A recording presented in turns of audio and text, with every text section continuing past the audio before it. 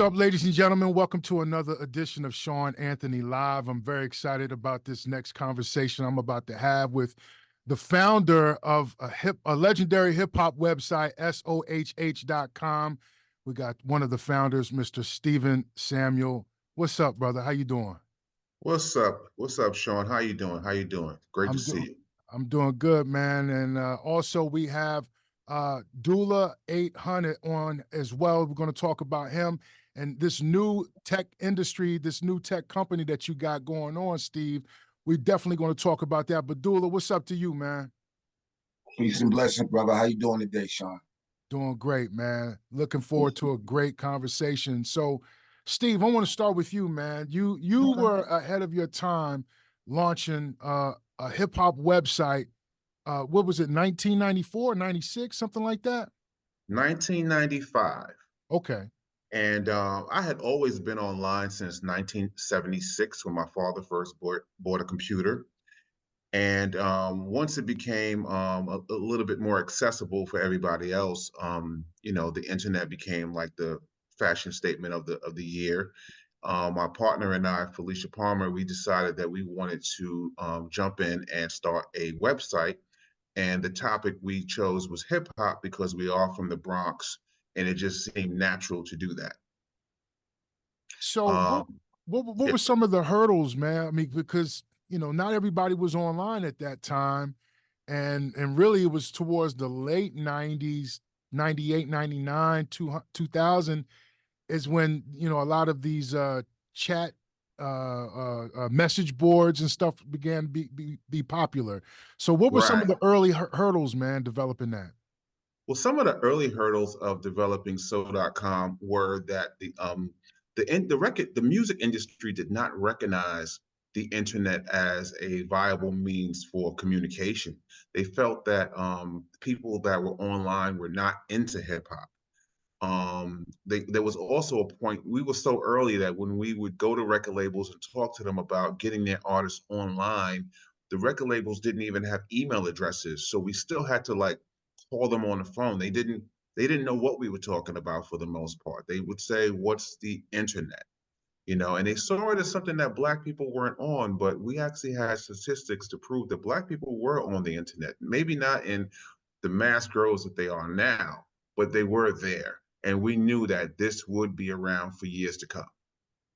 When did you realize that tech was going to be an integrated part of the music industry? When was that light bulb for you? I would probably say about 1996 when we launched, well, 1997 when we launched the Online Hip Hop Awards.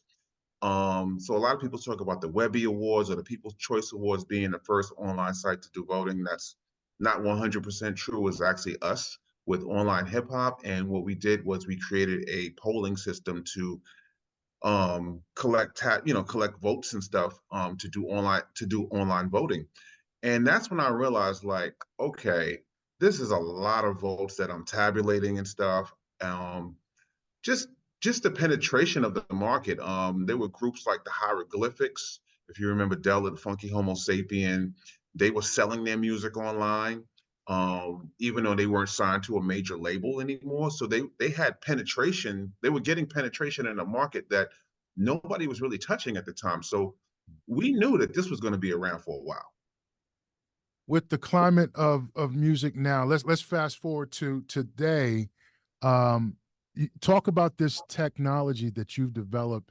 And was this an evolution, or was this the first goal, or take me through that process? It started off with Dula 800 over here, and he had said, so I'm a music producer as well. And, I had been producing some tracks for Dula, and he said to me, I want to put out my music, but it needs to be secure and it needed to be affordable. Like, so, because, pressing up vinyl, pressing up CDs, it still is very expensive to do. Pressing up USB keys is also expensive, and the USB keys are not secure. So I started looking around to see what was going on, and I noticed that in Korea, with, K-pop artists, they were using these little mini CDs, that were chips, and they were tapping it, but instead of it streaming the music, it would just go to a person's Spotify site. So while I thought that was cool, I was like, well, we could do something better than that.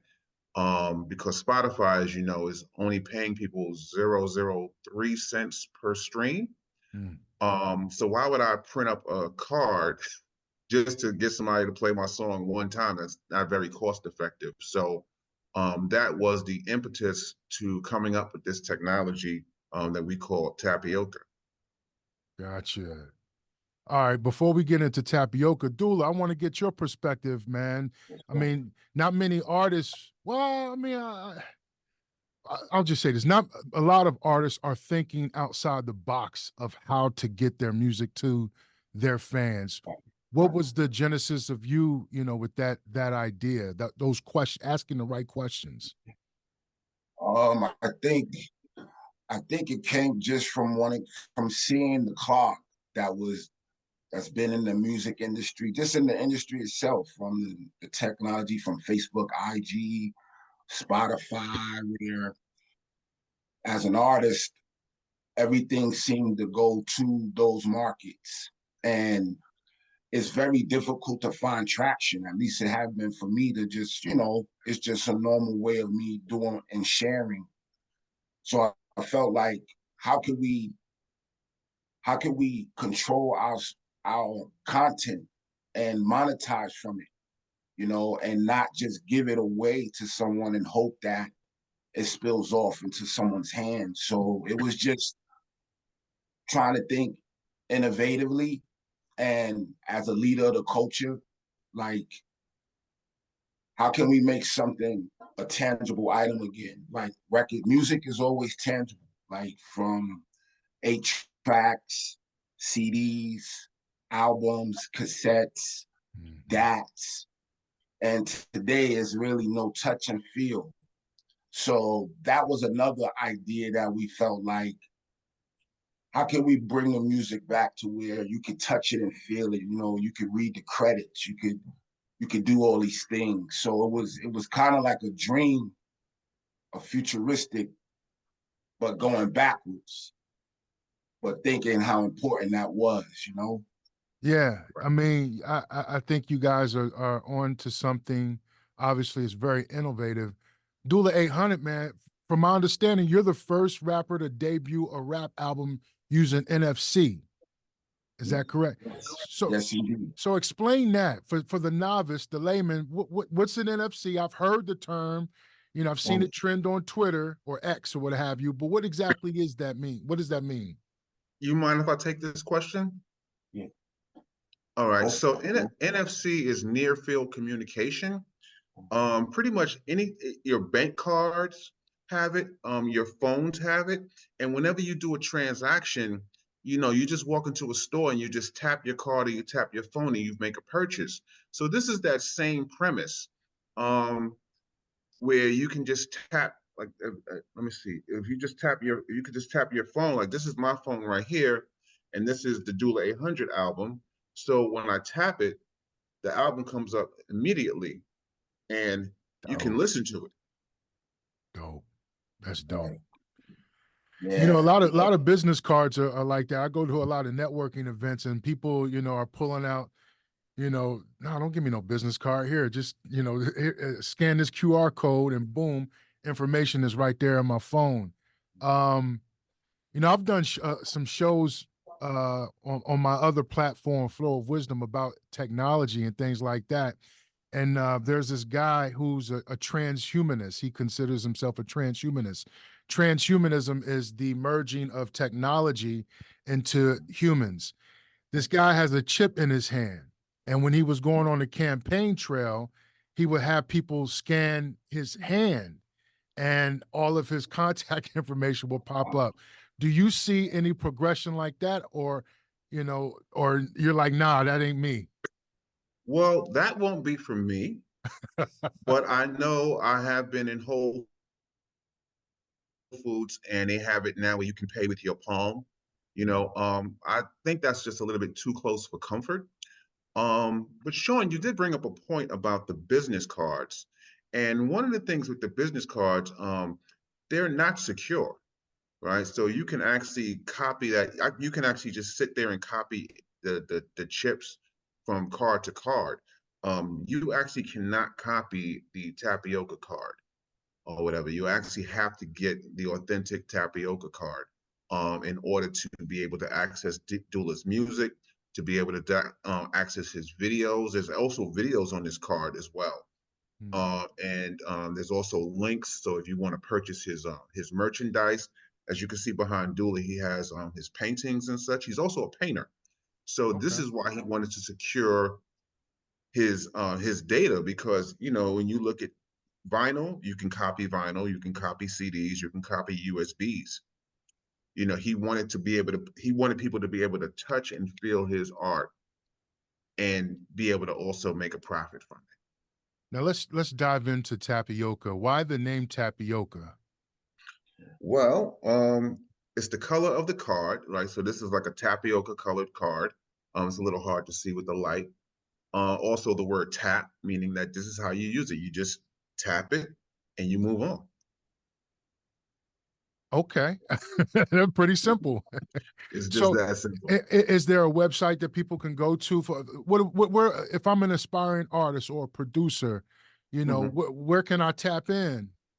Well, you could tap in at tapyoca.com. It's tapioca with a Y, not an I, because tapioca is a flavor.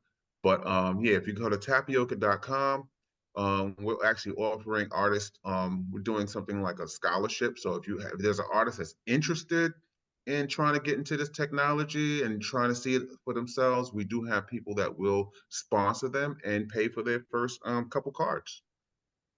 That's dope, man. Let's talk about the climate of the music industry right now. Uh, a couple of months ago, there was a large layoff on some of the major record companies. A lot of people that were there for like 10, 15, 20 years got let go. Right. What is your perspective? And this is to both of you, Steve or Dula, if y'all want to answer. What is your take on the climate of the industry, the music business today? Okay. For me, I think that the market was never sustainable once streaming came into the picture. Streaming was really an answer to Napster and then the MP3 sharing sites, but nobody ever went back and said, all right, this is kind of broken. We never really fixed it the way that it should have been fixed. They just kept it moving because it is what it is. It's the music industry. They're not very innovative when it comes to this stuff. I mean, so what happened was you had 20 years of catching up to, oh, there's no money in this. And that's what Tapioca's trying to fill that void, is there actually is money in it. You just got to get in touch with your fans. You got to get in touch. You got to get back to reaching your people. Yeah, I agree. So, how can an artist make money with this technology of Tapioca? Explain that. How does that work? Well, it's a little. Go ahead, Dula. I can share a little bit as far as how I can monetize the product is one, just by having my local shows in the community, by doing my events. Right there, I'm meeting with people. I'm able to share the content. I'm able to show them how the new technology works, and it also give them an intimate exclusiveness to not only to the product but also to me. Like it connects. So that's how I find the best way to to move the product is you have to be in the street. You have to be your feet have to be on the pavement. And I think that's kind of when you say about the record company in the business, I think that's kind of what's been missing. Once it went virtual, it kind of took the pavement out. And you need that in order to really be successful, for a variety of people to be successful, not just a small group that's select, Got you. Record labels have actually gotten lazy. I mean, they barely go out to really find people. Now they just look on the internet and see How many followers do you have? How much work won't I have to do in order to put you out there? So, you know, it's just bad business at the end of the day. But How, I how think do you, Dula said something that was key, and that's really the live performances is where you get to really see Mhm. your audience, and that's when you make your transaction. You make it hand in hand. Listen, I'm here. You can buy my tapioca cards in the back, and they're here for sale, and you sell your cards. You know, the same way that people used to sell music out of their trunk. do you think that the music industry is collapsing, or do you think it's shifting? Oh, that's a hard one because normally I would say it's collapsing, but I think it's shifting. I think I think you're going to see more younger people. I think more younger people are going to start picking up where the elders left off.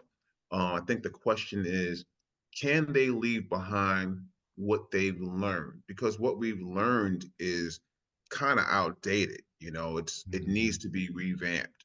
And because I mean, as much as I love vinyl, I don't really see everybody in the world going back to vinyl, even though vinyl is up this year and it's been up for the last couple of years in sales. I don't think it's wide stream enough. I think that the music audience still likes streaming, but they just need a way to be able to really monetize on the streaming better than 0.003 cents. So you believe that Tapioca is the solution, artist directly to the fan? Expand on that. Yes, I do believe tapioca is the future of the music industry. I mean, I'm seeing a lot of different solutions coming out, but the one thing we all have in common is putting artists back in touch with their fans. Last week we just saw Pharrell release the Rock album. There's a reason why he put out an entire album for free. And he just wanted to collect those email addresses. Those email addresses are actually worth something to him where he can now say, okay, I've got 100,000 email addresses. I never have to pay Instagram or Facebook to promote me. I can just write to people directly and get my money. Hmm, that's clever. So Dula, let me ask you, man, like, Yes. uh, say somebody watching this interview and they want to check out your music. Do they have to go through Tapioca, or are you using other social media platforms in addition to Tapioca? Well, yeah, we are. That's the beauty of it. Like what we did was we released maybe 2 or 3 songs on Spotify, and we put them out there just like a normal artist would do, just to go through the whole process. And then going back to that exclusive material, our next song that we released, instead of putting it on the Spotify, we released it only to the Tapioca card. Right. So that's kind of the way that how you say, okay, do you have Tapioca? Yeah, we have Tapioca. We also have Spotify. We also have TuneCore. We're not excluding any of those because we believe that they're still useful for what they do. Right. Like Steve said, it's just about an artist today it's hard for an artist to go out and make a buck. Mhm. And as simple as that might sound, that was one way of survival. So it's like, again, going back to how can I, as an artist, govern my work where I don't have to share the profits with anyone? I'm creating everything. Technology has kind of opened up the door for everyone to do something independently for themselves. And I believe that Tapioca offers that. It's not going against the music industry. It's actually, basically showing a way of how it could get itself back into being valuable.